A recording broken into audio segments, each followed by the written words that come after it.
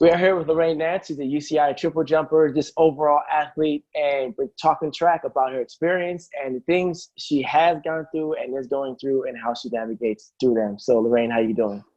I'm doing good. We getting through this quarantine pretty well. So everything's going pretty good for me right now. Good. So let's just start with the basics. How did you and track and field eventually start? So I started my track and field journey in high school. I had no prior track and field experience up until that point, and my original sport was basketball. And so a couple of my teammates were actually on the track team there on varsity, so I went out, gave it a try. Initially was a hurdler and a hurdler only, just doing the 1 and the 3, until a coach who started coaching me my sophomore year suggested that I try triple jump because he wanted to convert all his hurdlers into triple jumpers. And that is kind of where I became a triple jumper. And then my track career just kind of took off from there. So talk about basketball a little bit. 'Cause, I mean, I was a basketball player and so on, football. What was the things that you brought from basketball over to track and field or vice versa? Basketball season that I noticed, it basically initiated my what I call hops. So which got me prepared for both hurdling and jumps, and basketball really kind of helped to jumpstart all of that so that I was prepared. Those muscles were already active for track season. And so, yeah, that's basically on a physicality part with basketball, what I was able to bring from basketball over to track, in addition to the team aspect, because even though track and field is an individual sport, sometimes the team aspect gets lost in it. And so being able to work within a team of about 15 people and now being able to, lead and become a captain of a team of 70 plus people, that's a different experience. So those are some things socially and physically that I think basketball translated over to track with for me. And so as a hurdler, somehow you got into jumping. So how did the triple jumping introduce into your track and field experience? Yeah, so hurdles and jumps are actually very well connected. They're two very well connected events that complement each other very nicely. And so my coach said, okay, if you're going to be an efficient hurdler, I want you to jump too. And so I said, okay, cool. I've always wanted to jump. I'm a basketball player. Like my freshman year, when I tried to jump, I was like, oh, I want to go over there and jump. The jumpers, like, they didn't like me. They was like, this is jumpers only. Go away. I'm like, oh, okay. Bye, y'all. But so we went to the pit at the high school that we were practicing at, because we had a dirt track at that time. So we were practicing on a all-weather track. And my coach said, okay, we're just going to do a couple of jumps. I think my first jump was like 31 feet. And then he moved me to the 32-foot board, which we thought was 31 feet. So he's like, okay, you should be able to make it inside the pit because it's 31 feet. And so we found it was 32 feet, and I didn't make it like twice. And on my third one, I was like, you know what? Forget this. I'm going to make it. And so I jumped and I made it, and I jumped 33 feet. And so my coach was like, all right, where are you in the league right now? And I happen to be number 1 in my league. And so he's like, okay, we're going to stick with this. So my first official jump at a meet was 35 feet. That was the first jump of the season. And then so we're like, okay, pretty good. My second jump, I jumped 36 at that meet. And then I was right on the line, and I ended up jumping 37.4. And so my coach was like, okay, this is good. He's like, I think if we go to the Inland Empire Championships, I think you can get the soft frost record, which was previously held by Cinnamon Stevenson of Great Oak. And so I was like, okay, cool. It's only 37, like, I think it was 37.9, 37.4 or something. He's like, you should be able to break that. So I jumped 37.9 at the Inland Empire Championships, got the record. And then flash forward to my league finals that same year, I jumped 38.9. Put my hand back behind me. So that's where 38.9. It would have been further, but I put my hand back. And so, yeah, we just kept getting better and better and progressing. And I had like a natural talent for it. And so my coach and I were talking about, I feel like as soon as I jumped 35 feet or something, he was already talking about state. State was already something that was on our minds early on in the season. It's something that we were a goal that we were looking to achieve and go there with. And so CIFs, was pretty good. That's when I ran to Tara Davis the first time. She jumped 41, I jumped 39. So I PR'd and jumped 39 flat, and then jumped 39 at the divisional finals and came second behind her. And then almost didn't make it to state because I had really bad shin splints. And the only reason why I made state that year is because I hit 37.11 at the Masters meet. And I beat the girl behind me by a quarter of an inch. And I got that 6th place spot to qualify for state. So I'm going to start with what everyone is thinking. How do you go from I'm going to try a triple jump with 31 feet and all of a sudden jump 39 feet, make it to state in one season? You know, that's the numbers of someone's career. So how? Yeah. Where did all that come from? It's really pretty ridiculous when you think about it. Like, even when I look back and think about it, it's like, dang, I really started off like a barely 30-foot triple jumper and like became a top ranked jumper in the nation in 1 year, you know?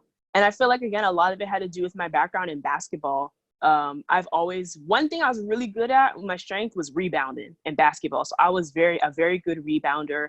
I had very good timing. I could get off the ground.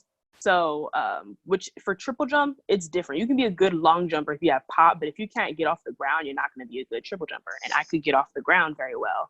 And I was also a hurdler. So I feel like all of those things and all those factors already made me have an innate ability to be a good jumper.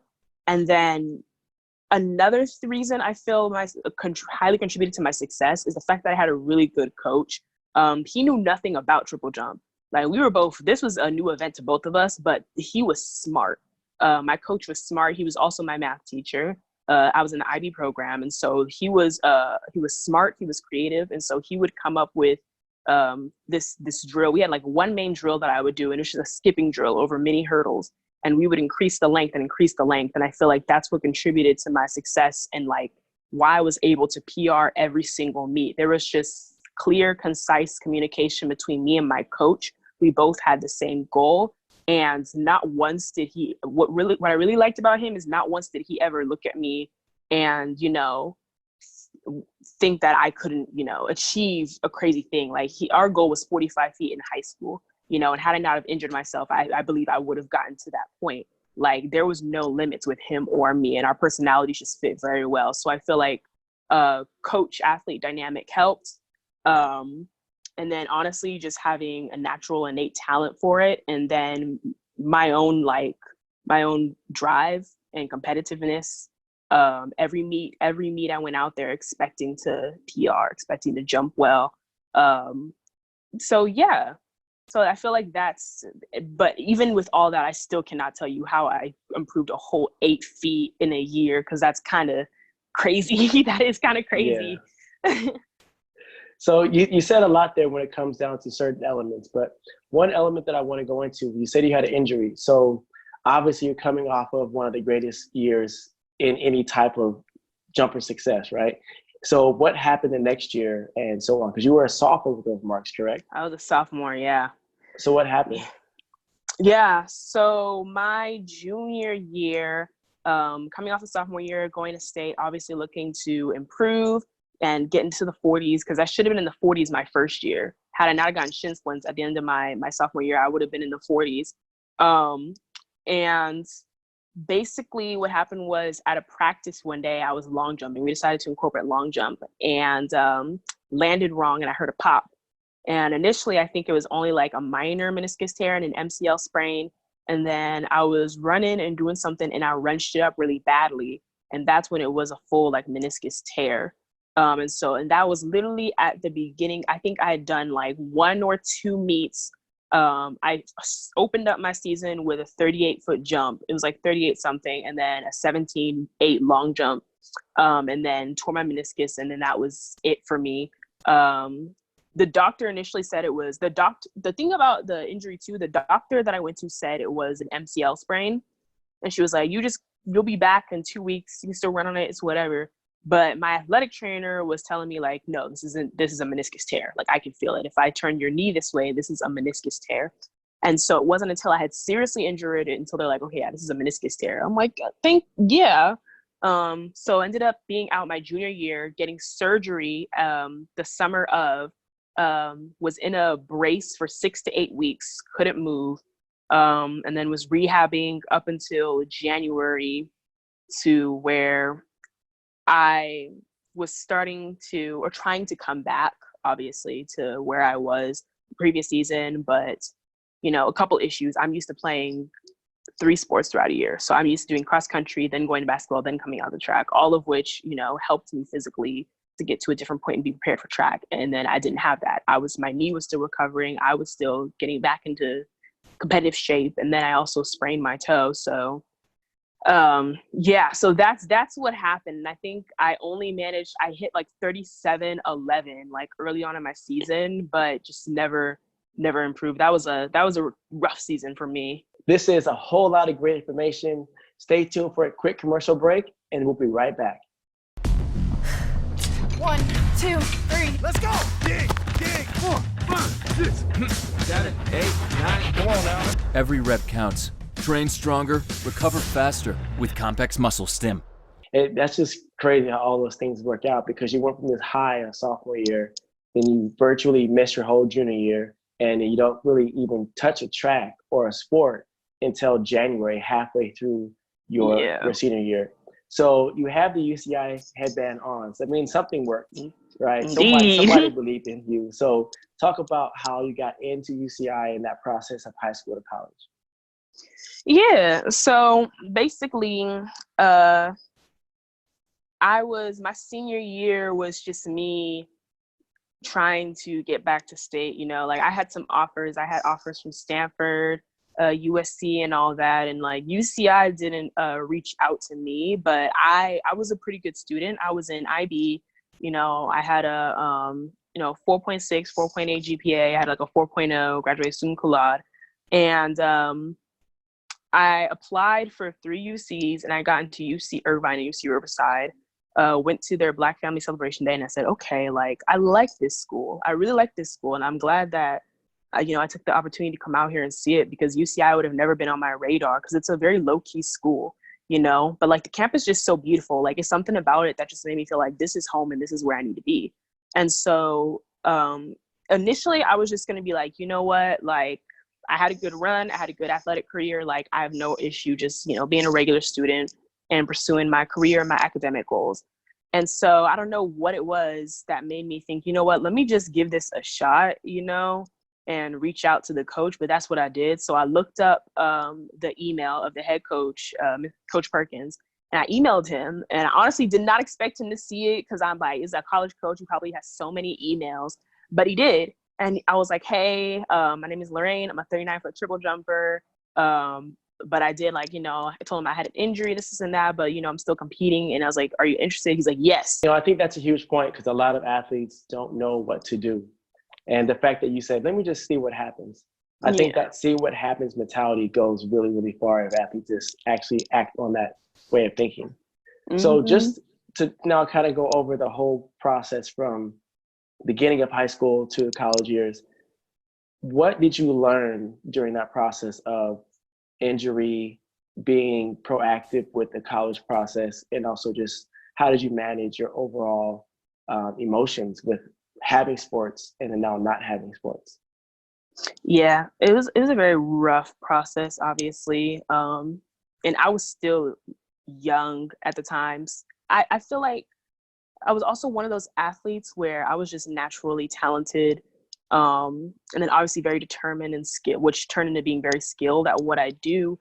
But I never took sports seriously, just because I never saw myself being a serious athlete. And I feel like when you're a high schooler and it's like you become innately good at something, it's not like you've been doing AAU your whole life where it's like, yeah, I can believe I'm an elite athlete. It's like, dang, like I'm really good at this. So when I was going through my whole rehab process, I was I had some small physical therapy that I did, but it wasn't like intense, serious, physical therapy to where I was like surrounded by, top doctors or physical therapists, or like had a strict regimen to get back. I was like, look, I just want to be able to compete without my knee tearing, again, or having another injury. And so I feel like that was the start of my mental block too. Like that one thing that really helped me be an elite athlete was being an elite athlete mentally, not having any doubts in myself, not having any fears, going out there and knowing I was going to be successful. And then, here comes the doubt. And that's something that I'm actually still working on, as a collegiate athlete, because it went from going out there and being completely confident in myself as an athlete to now stepping on that track or that runway and having what ifs, and it really showed me what the difference in mentality can have on your performance, overall, not just with competing, but training as well. So, and then as far as managing my emotions, like obviously it's rough when you watch all of your offers disappear, and it's rough when you see, maybe people in your league that you were rivals with are out there like improving and you want to be out there like competing against them or competing with them, or people in your grade level that you were right behind and now they're, state level and like the hurdles and stuff. So it's definitely hard watching all of that.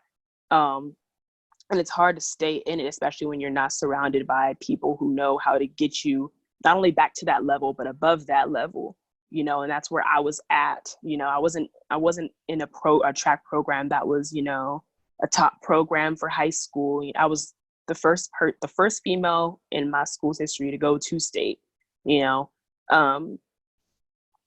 so yeah, it was really rough going through that, but obviously it paid off. I still ended up D1, but